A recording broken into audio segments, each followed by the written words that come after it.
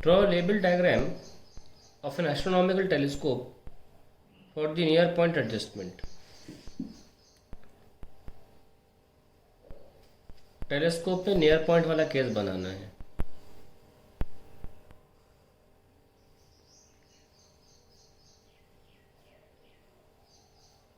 ये objective lens है। Light is coming from far.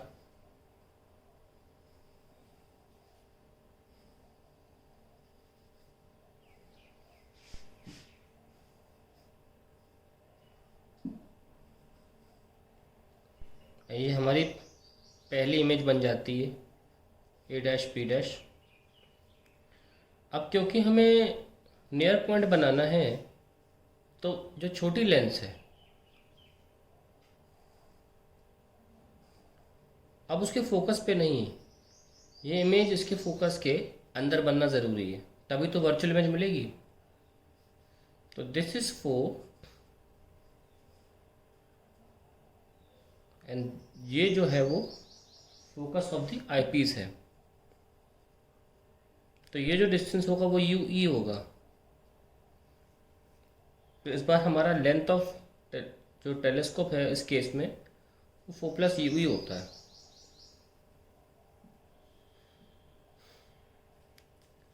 अब हम अंदाजे से उतना आगे जा सकते हैं और ये हमने बना लिया। बेहतर यही होता है कि आप हमेशा इस लेंस को पार कर जाएं। डायग्राम नीट भी बनता है, आसानी होती है एंगल मार्क करने में। तो ये हमारा टोटल डायग्राम है इसका, A double dash B double dash. Magnifying power पूछा नहीं है पर लिख देता हूँ मैं। It is a ratio of दी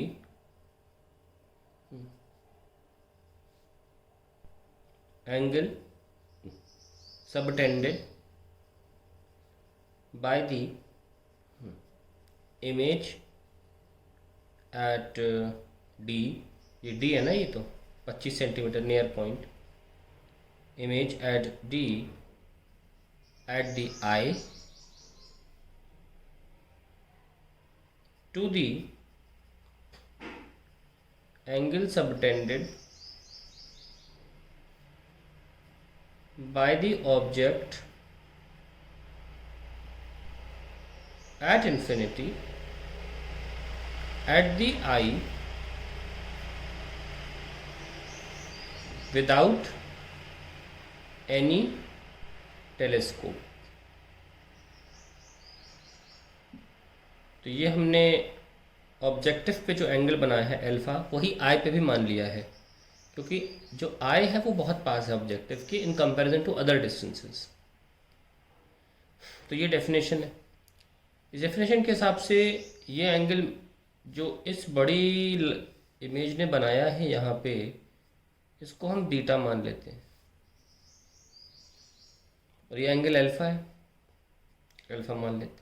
क्योंकि एंगल्स छोटे हैं, tan beta by tan alpha भी लिखा जा सकता है।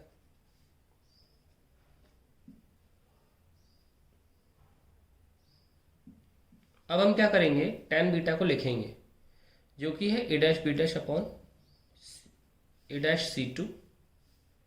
इस ट्राइंगल से लिखेंगे, ना कि बड़े वाले से, छोटे वाले से। A dash C two upon sorry A dash B dash perpendicular one base A dash C two. ठीक है, डिवाइडेड बाय tan अल्फा। यहाँ से तो अल्फा निकल नहीं पाएगा, यहाँ से निकालना होगा। A dash B dash upon A dash C one, ये कैंसिल। सो एम आ जाता है A dash C one, sorry C one देना है नाम इसको, upon A dash C two. So ये हमारा फाइनल एक्सप्रेशन आ जाता है। आगे सॉल्व करते हैं इसे। m equals to, now A dash C one is 4 और A dash C two is U E, 4/UE। अब इसको सॉल्व कैसे करें, वेरी सिंपल। आईपीस की इक्वेशन लिखो।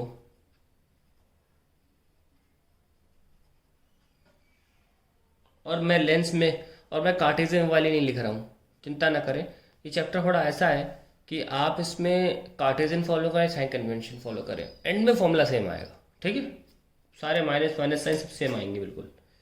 तो प्लस लिख ले, कोई इशू नहीं है। अब आप वैल्यू भरें, कैसे? वी तो माइनस डी है, फी को फी रहने दो, यू को यू रहने दो, ठीक है। पर लगे हाथ कैपिटल एम बन जाएगा अगर दोनों एक तरफ 4 से मल्टीप्लाई कर दिया जाए।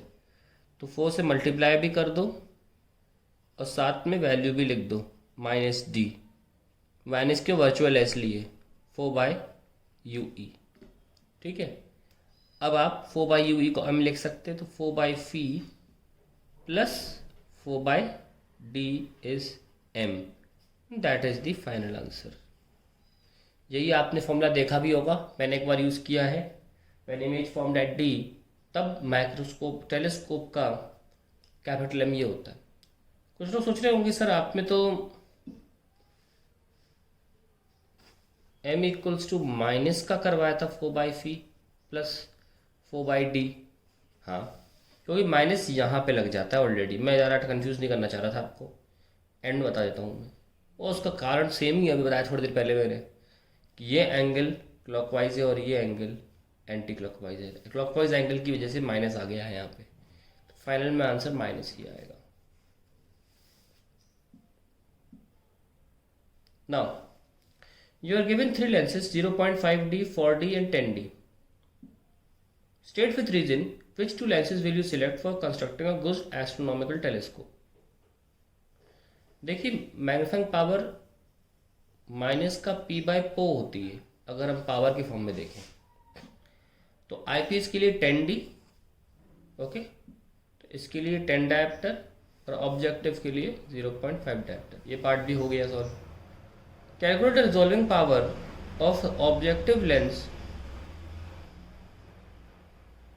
to be 6 cm and the wavelength of light to be used is 540 nanometer. Resolving power जो फॉर्मूला है यहाँ कर लेते हैं। आरपी होता है D/1.22 लेमडा। यहाँ जो D है ऑब्जेक्टिव लेंस की अपर्चर थिकनेस वो 6 सेंटीमीटर दे रखी है। Objective lens to be 6 centimetre and wavelength of light, तो यहाँ पे आ जाएगा 0.06, सब मीटर में करो, 1.22 into 540 10⁻⁹ so you will solve it and get the answer. Very simple, ठीक है ना। तो ये 10⁻⁻² हो जाएगा, ये 90 टाइम्स चला जाएगा तो हो जाएगा 10⁻⁻+7 हो जाएगा ये, upon 1.22 into 90। You can finally solve it. और उसको 100 भी मान सकते हो, काफ़ी पास में है।